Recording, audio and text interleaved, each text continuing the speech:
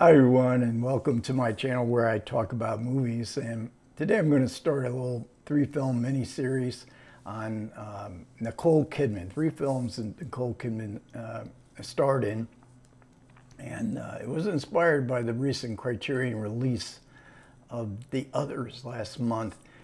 One of her movies that I've never seen, and I just love this photograph on the cover. It's just amazing, and it sort of inspired me to what other films by Nicole Kidman, and there's a bunch that I haven't seen, and I'm also very much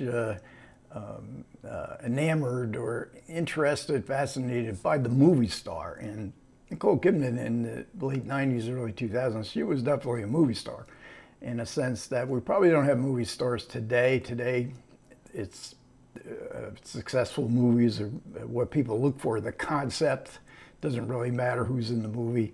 Now, Kidman's first husband, Tom Cruise, is definitely a movie star and often referred to as the last movie star. I think it's an interesting phenomenon. So I'm going to be talking about The Others. Also, Stoker, another film I've not seen, directed by Park Chan-wook. I believe it's his only English language film. And I'm going to start off with Portrait of a Lady. This is from 1996. Now, I could have chosen quite a few Nicole Kidman films, and I was reminded. I was trying to see if has anybody written a biography of Nicole Kidman, and of all people, David Thompson has. David Thompson, known for his biographical dictionary of film.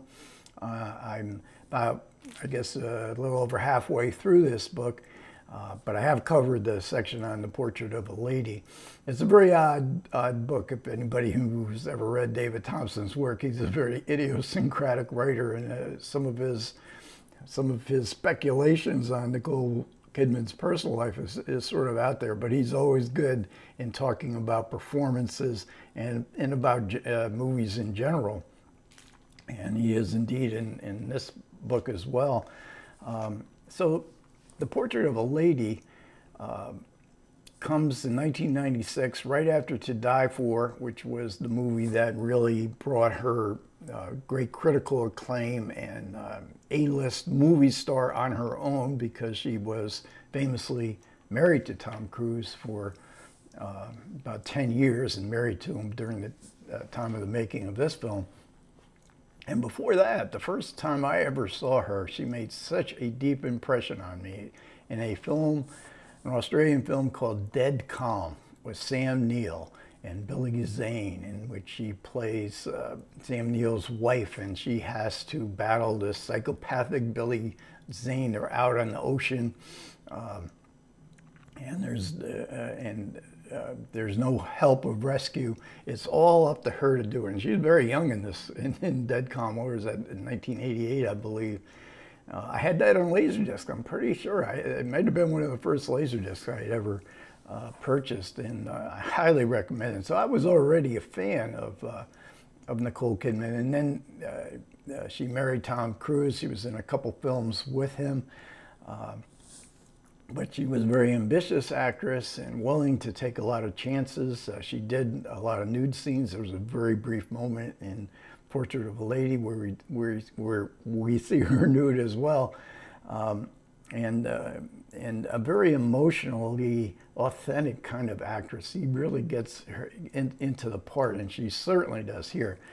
Portrait of a Lady is based on a novel by Henry James, and I've read all of Henry James's major novels, including Portrait of a Lady, which is my favorite Henry James novel. The film didn't get good reviews. I thought it was a terrific adaptation when I saw it in 1996. I've seen it once since, and then just the other day again. And it was written, it's set in the 1870s, and so Henry James was basically a Victorian novelist. He's not often considered a Victorian novelist because he was an American, but he did live in England for most of his life. And like all, or just about all Victorian novels, Portrait of a Lady is a movie about money and marriage. And Nicole Kidman plays one of the great characters in literature, I think, Isabel Archer. She is an American who has become orphaned. Her aunt lives in England. She has married married into the English aristocracy of tremendous wealth. So she goes to England basically to find a husband. And she has no lack of suitors. And John Gielgud plays her uncle. Shelley Winters plays her aunt. And Martin Donovan from Hal Hartley movies, he plays Ralph, Isabel's first cousin, in a really good performance here. So who are her suitors? We have Lord Warburton, played by Richard Grant. Caspar Goodwood, he has chased Isabel to England, played by Viggo Mortensen, and he is greatly in love with her. So Lord Warburton offers the aristocracy and everything that goes with it to Isabel. Caspar Goodwood, the Viggo Mortensen character, offers physical love, and he is good looking. He is. She loves his touch, but she doesn't seem to love him. She rejects him too. And then there is Cousin Ralph. Cousin Ralph and her get along great right from the beginning.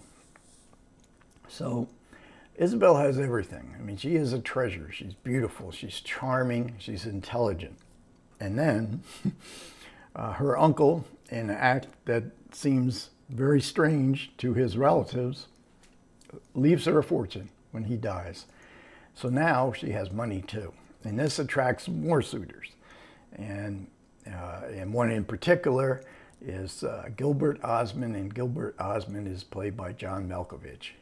And he is aided in his pursuit by Madame Merle. Madame Merle, played by Barbara Hershey, who gets nominated for Academy Award. And of all the choices, and her cousin Ralph, who has consumption, but is so enchanted with Isabel, they have a instantaneous rapport. He wants to see what Isabel will do. So even though he knows he has not got that long to live because of his consumption, he wants to live long enough to see what Isabel will do with her life. What decisions would she make? And here is where the movie, which is impeccably cast. Every part is impeccably cast in Portrait of a Lady.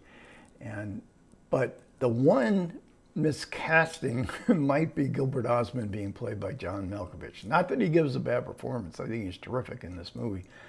But he is so identified with the dark side of life, whether he be a psychopath or a manipulator. So he's playing a role very similar to the one he played in Dangerous Liaison. So that sort of tips the scale. Even in the novel, though, we wonder, why does Isabel choose him? What can she possibly be thinking here? She has said that she rejects the Lord, and no one can. Why does she reject Lord Warburton? But she tells her cousin, I need to get a general impression of life. She wants to live more of life until the light goes off in her imagination, and then that will be the man. The light hasn't gone off yet, but she knows eventually it will. But then it goes off for the wrong man, and certainly in the marriage and money aspect of Victorian literature, who you choose to be your spouse is the most important decision you may make in your life. And she can't, whereas everybody sees Gilbert Osmond as somebody who isn't suited for her at all, isn't worthy of her at all, she cannot see things clearly. And this is a theme, very much a part of Henry James's fiction. Our ability to see things clearly, our ability to see other people clearly. and and so we wonder. And I think Jane Campion's direction here is just superb in her in these dramatic scenes, especially between Malkovich and Nicole Kidman. They are emotionally intense, and also with Barbara Hershey.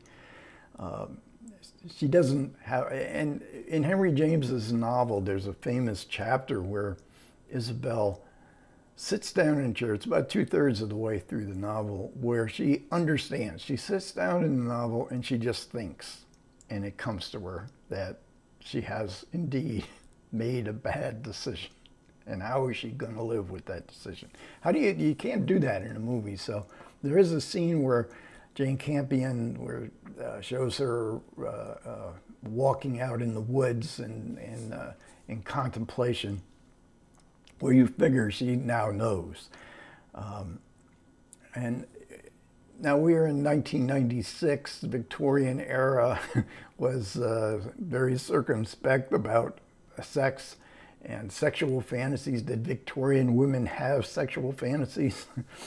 And Campion adds that to this film. Jane Campion's previous movie was The Piano, which was a huge success.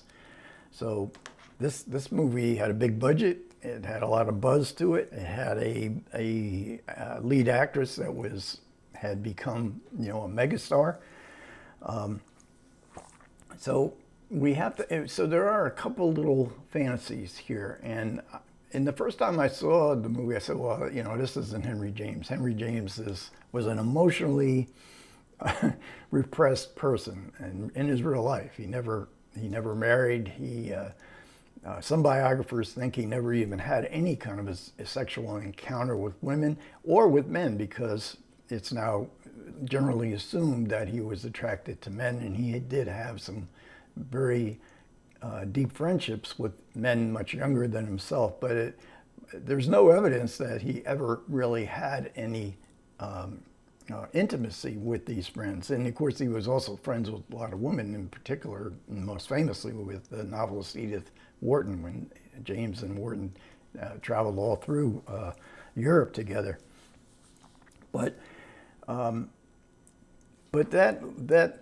sort of emotional repression in James, it sort of lends itself to his ability to see that aspect in other people much more clearly than other people can themselves.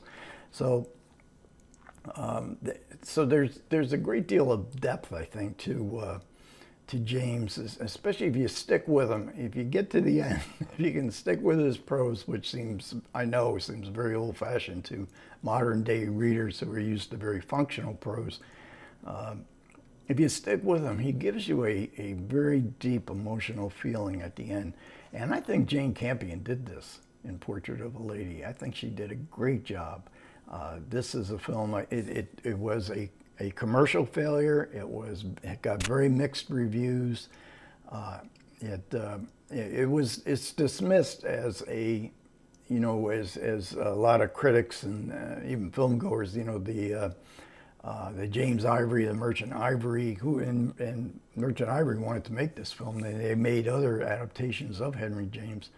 And I think they're pretty good too, but I think this is the best Henry James adaptation I've ever seen, and it has a just bravura, emotionally authentic performance from Nicole Kidman and a great cast, including Barbara Hershey, who did get an Academy Award and nomination. Okay, so that's Portrait of a Lady, and next up we'll have a brief discussion of the others. Thanks a lot for everybody who managed to listen. I do appreciate it. Comments are welcome. Take care.